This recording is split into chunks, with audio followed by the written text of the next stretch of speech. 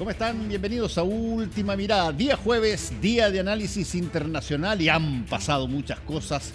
Estamos ya con Raúl Sor y esta vez vamos a hablar de un país que por quizás estar demasiado cerca no se le ve tanto como a otros países que están mucho más lejos y que uno tiene la mirada puesta en ellos. En China, lo que está pasando en China, en Estados Unidos, lo que está pasando en Estados Unidos, lo que está pasando en la Unión Europea. Ahí, mira.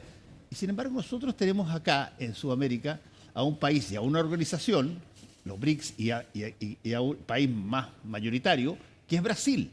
Y llegó un momento dado en que entre todos los intercambios de opiniones y de, qué sé yo, retos entre las cancelaciones a través de los aranceles que está haciendo Donald Trump, etcétera, iba tarde o temprano a tocar a Brasil.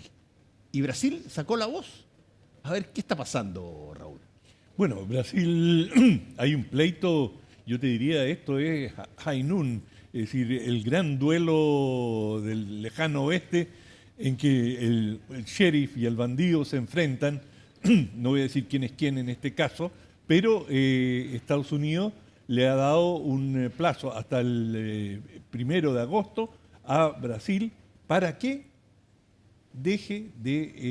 abandone el juicio contra Jair Bolsonaro. Jair Bolsonaro, el expresidente, que está siendo juzgado por el intento de golpe de Estado y hay una acusación en la cual puede recibir hasta 40 años de cárcel, mínimo 12.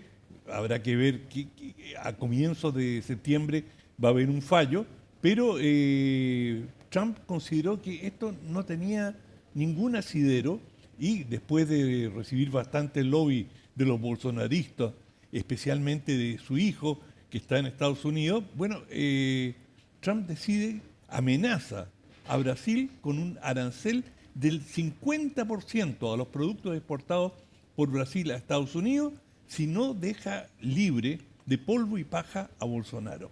Esto es una situación, la habíamos comentado ya, absolutamente insólita, una injerencia total en los asuntos internos de Brasil, porque la respuesta del gobierno brasileño es decir, por favor, en Brasil, que es una democracia, tenemos división de poderes, y esto está en manos de la justicia, y el juez que lo lleva adelante de Moraes, ni siquiera es un juez del partido de Lula, sino que ha sido siempre un juez que ha militado en un partido opositor a Lula, de manera que ni siquiera se puede presumir de que esto ha sido digitado por el gobierno.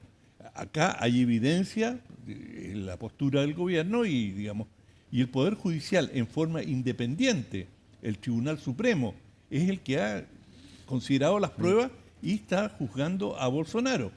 Y a su vez Trump dice, no, Bolsonaro es víctima, palabras textuales de Trump, de caza de brujas. Y da a entender, dice, yo también, se pone Trump, yo sé muy bien lo que es eso. Y claro, él fue juzgado sí. por... Y todavía falta un resultado final entiendo yo, de sentencia, ¿no? Sí, bueno, y en el caso de Bolsonaro veremos qué ocurre, lo sabremos recién a comienzos de septiembre, cuando tengamos el fallo, pero esto ha abierto una crisis de proporciones mayores. Y yo hacía el símil de un duelo en el lejano oeste, porque ¿quién pestañea primero? Es decir, va a pestañear Estados Unidos, Trump va a decir en algún momento, bueno, ya, está bien, no vamos a seguir con esto, o Brasil va, de alguna manera va a decir, muy bien, vamos a resolver esta situación, vamos a tratar de influir sobre el Poder Judicial, y buscar alguna fórmula que logre evitar el enfrentamiento. Ahora es que ahí Pero quiero agregarte una cosa más que tú la mencionaste, y es que el trasfondo del malestar, aparte de Bolsonaro, tú lo dijiste, fue la reunión de los BRICS, sí, claro, que tuvo lugar en Río de Janeiro. Ahora, hay una cosa que es tremendamente grave, me parece, y creo que han habido un par bueno, tú lo acabas de decir, y han habido un par de columnistas internacionales que han señalado eso y dice, ojo, dice, una cosa es que se haga todo una parafernalia para según lo que dice Trump, que Estados Unidos crezca de nuevo y por lo tanto dentro de Estados Unidos le puedes aplicar aranceles a quienes que ya son municiones los aranceles ya, pero le puedes aplicar a quien quieras. Pero si es que tú te metes aplicando aranceles para castigar una decisión de otro país, ¿por qué te limitas a Brasil? ¿Por qué no vas a hacerlo? ¿Sabes qué? No quiero que el candidato presidencial en Chile sea tal y cal, porque si es que ese candidato presidencial va o gana, bueno, yo les pongo 100% de arancel. ¿Cuál es la lógica de salirse de lo estrictamente económico y pasar a amenazar con un arma económica a una situación política interna? Bueno, primero, ¿Dónde se para con eso? y antes de pasar a eso, yo te digo, por algo existe una Organización Mundial de Comercio en que los aranceles no pueden ser algo arbitrario, que tú los colocas, y aunque sea por razones comerciales.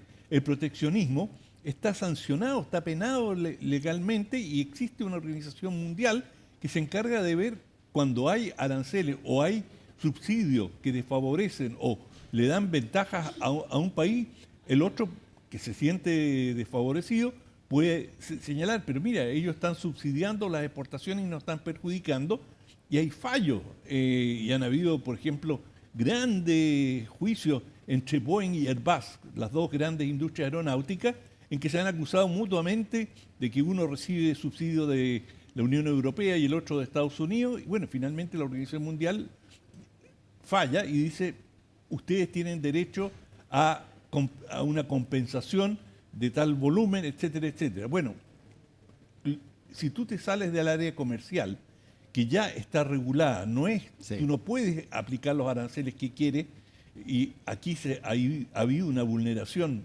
brutal de las normas del comercio internacional, y si ahora, como tú bien señalas, te vas a la política y dices, bueno señores, ustedes hacen lo que yo quiero, o el mercado estadounidense, que es el más suculento del mundo, van a tener que pagar una tasa extra. O sea, el arancel pasa Exacto. a ser una munición. Es una munición. Claro, es una munición. Hay una palabra que yo buscaba en castellano y a lo mejor alguien en la audiencia lo sabe, no podía encontrar una palabra, weaponization, que es transformar en arma Claro. algo. ¿Y cuál sería la palabra, una palabra en castellano para weaponization? Es decir, convertir, instrumentalizar una política y convertirla en un arma, que es lo que tú estás señalando. Y lo que ha hecho Trump es convertir en arma algo que, digamos, históricamente se ha regulado a través de leyes comerciales y que, digamos, son las relaciones normales entre los países. Ahora, convengamos también una cosa, esto que ha hecho Donald Trump ha empezado a influir en tomas de decisiones de otros países. Mira tú, ya lo hemos conversado, pero cuando se unen los BRICS, por ejemplo, para generar una moneda propia y abandonar, por ejemplo, el dólar como la medida básica mundial. La moneda franca. La moneda franca. Es decir, desde ese punto de vista, la reacción a las medidas proteccionistas de Trump a través del uso de su moneda ha derivado o puede derivar en que de repente estemos todos hablando del yuan como si fuera Como si fuera el dólar. Claro, como si fuera el dólar.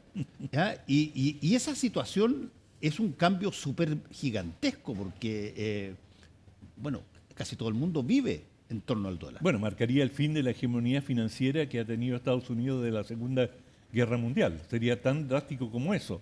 Y Trump lo ha dejado súper claro, que el que toca el dólar sabe con qué chichita se va a curar, porque la respuesta va a ser fulminante.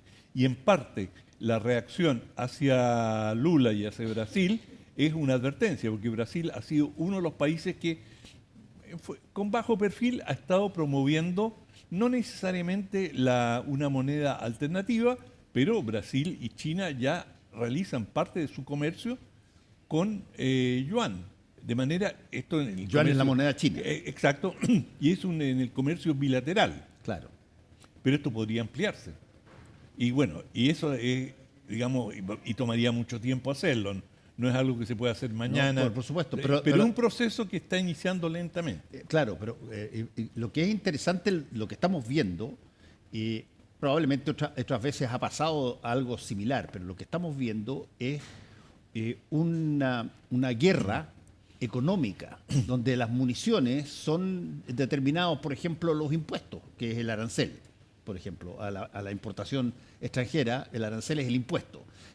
Y eso pasa a no ser tratado con lógica económica, sino que a ser tratado con lógica política, o con lógica militar, o con lógica de geopolítica. Sí, bueno, normalmente lo que ha sido la causa de guerras anteriores, o el gatillante de guerras anteriores, ha sido, por ejemplo, los boicots. Es decir, el boicot de Estados Unidos al petróleo, a las adquisiciones de petróleo japonesas antes de la Segunda Guerra Mundial, precipitaron la guerra entre Estados Unidos y Japón.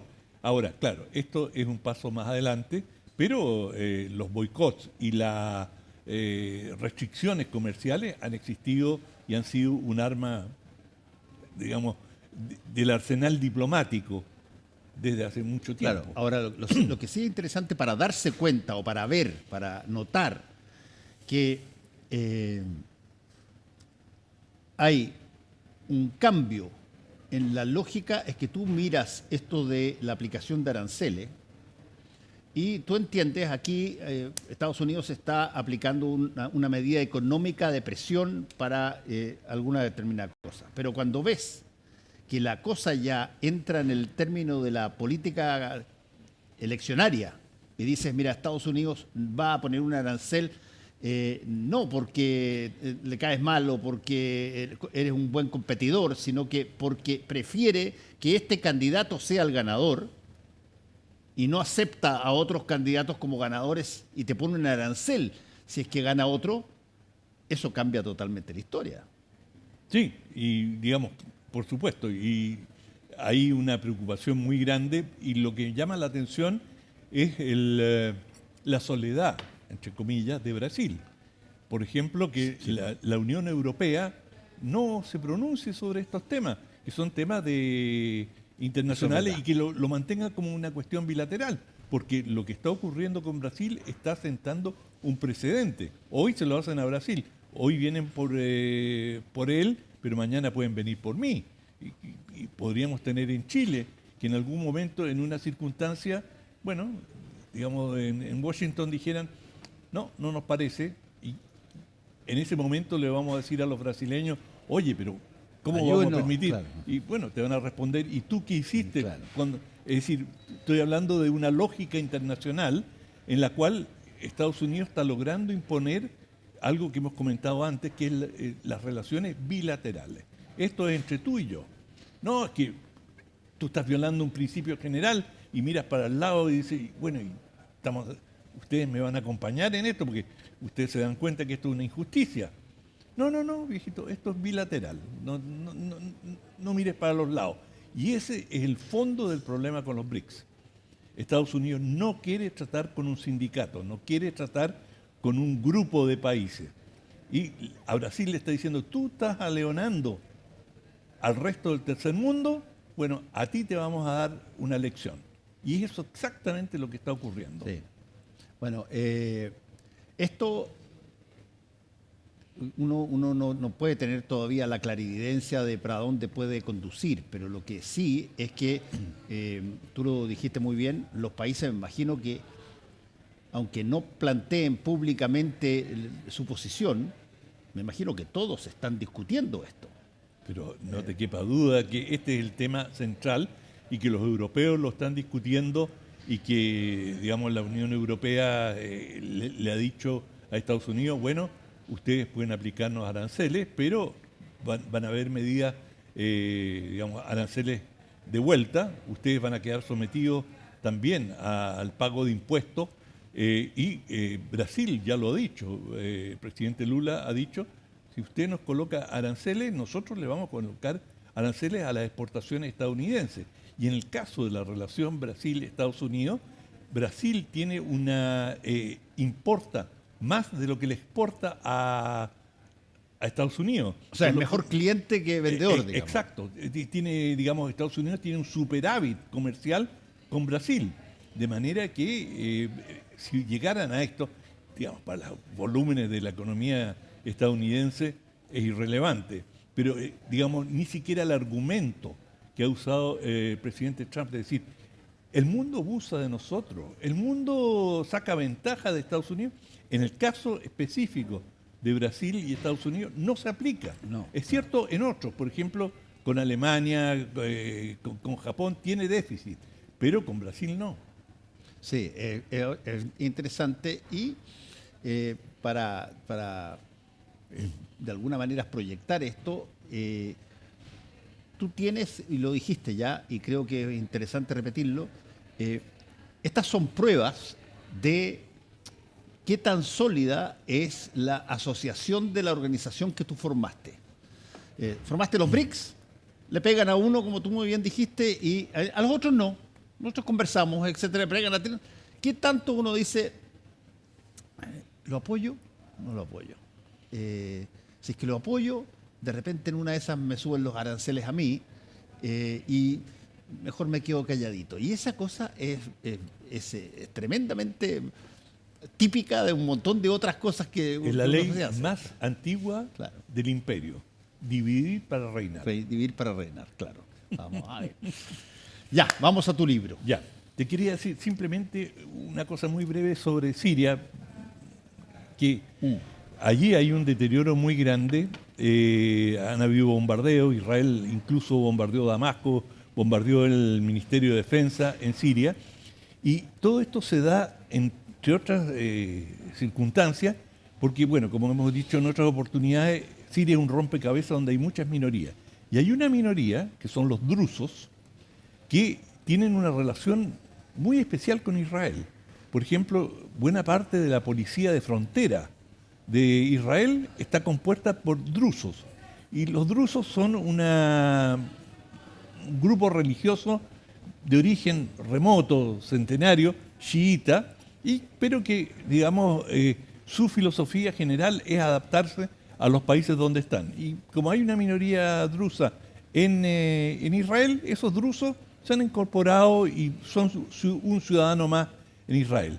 Y en protección a esta minoría, Israel ha estado practicando una serie de bombardeos en Siria que están volviendo a desestabilizar el Medio Oriente.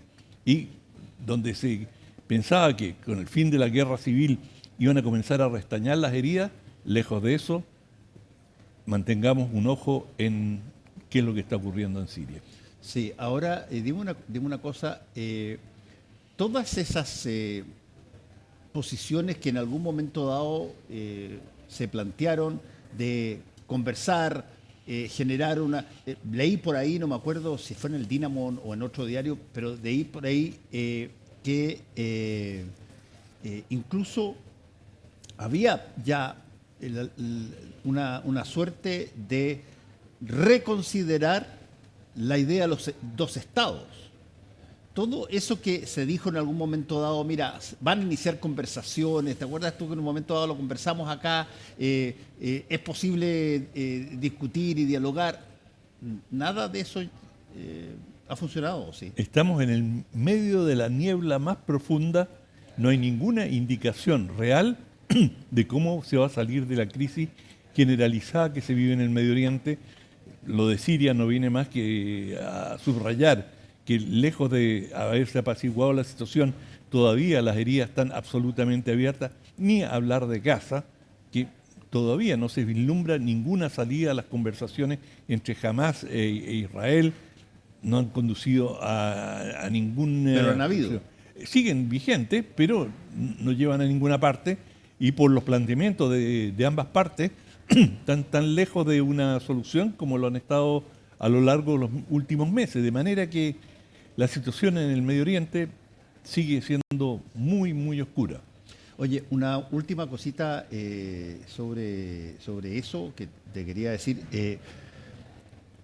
De pronto uno lo hace, periodísticamente hablando, separa las situaciones que están pasando en el mundo, esto de los BRICS está por aquí, esto de Gaza está por acá, lo que está pasando en África está por allá. Hay nexos entre todas estas cosas, ya sean porque se tratan entre socios comerciales de repente, donde lo que está pasando en un determinado país afecta a otro. Nosotros lo notamos porque de pronto, nos aplicaron un arancel al cobre, por ejemplo. Te pongo un ejemplo. ¿Qué tanto de estas cosas hoy día, a diferencia quizás de otras veces, tienen una suerte de competencia para ampliarse, para invitar a un poco lo que decíamos con el caso de los BRICS? Oye, ¿sabes qué? Vengan, ayúdennos y no miren solamente. ¿Cómo entramos todo el resto del mundo que no está en el momento fulgurante de la batalla? Hay un común denominador en todos estos conflictos y es una lucha por la hegemonía.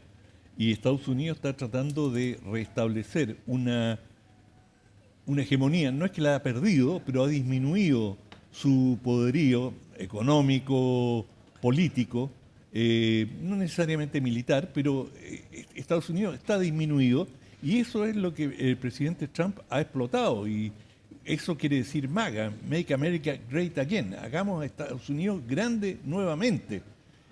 Es un reconocimiento de lo que reconoce que no está grande. Exacto, y que hemos perdido, o sea, por eso lo vamos a hacer nuevamente. Y Estados Unidos está tratando de restablecer su hegemonía y tiene muchos síntomas de esto, y uno de ellos es justamente, Brasil, ¿ustedes creían que era llegar y, señor Lula, venir y faltarnos o hacer usted lo que quiera? Usted sabe que Bolsonaro, Trump lo dice, es amigo mío. Yo no voy a permitir que lo persigan. ¿Y usted cree que es el jefe de Estado de un país poderoso? Olvídese. O hace lo que le digo o 50% de aranceles. Es todo parte de esta misma lucha por la hegemonía. Vamos al librito. El libro. Un libro muy interesante que se llama Herencia, los orígenes evolutivos del mundo moderno, de Harvey Whitehouse, de la colección Debate. Herencia es un ensayo muy profundo. Este antropólogo ha estado trabajando durante décadas y, como muchos en su campo, tratan de ubicar un hilo conductor que explique los cambios. Y él, yo diría, sigue algunas recetas que ya hemos conocido y básicamente él hace un estudio del desarrollo de la humanidad y, por ejemplo, la acumulación de riqueza en ciertas sociedades que va permitiendo la división del trabajo, digamos, antes todos se dedicaban a cazar para comer, y de repente la agricultura, cuando se comienzan a dominar la naturaleza, viene la agricultura y comienzan a haber excedentes, y con los excedentes de la agricultura hay personas, sacerdotes o gobernantes, que pueden dedicarse a ciertas actividades específicas que no son las de la producción, y eso a su vez genera un estallido de la creatividad.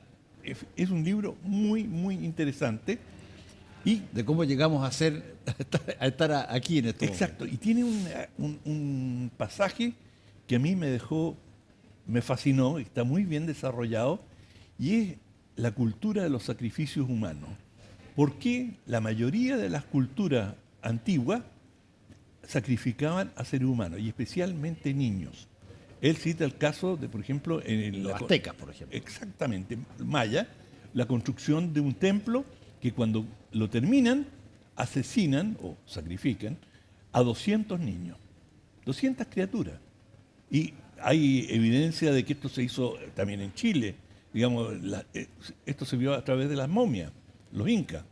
La momia del Cerro Plomo, niños que eran llevados y ofrendados a los dioses, y como se congelaron, se ha podido establecer exactamente cómo se realizó este sacrificio.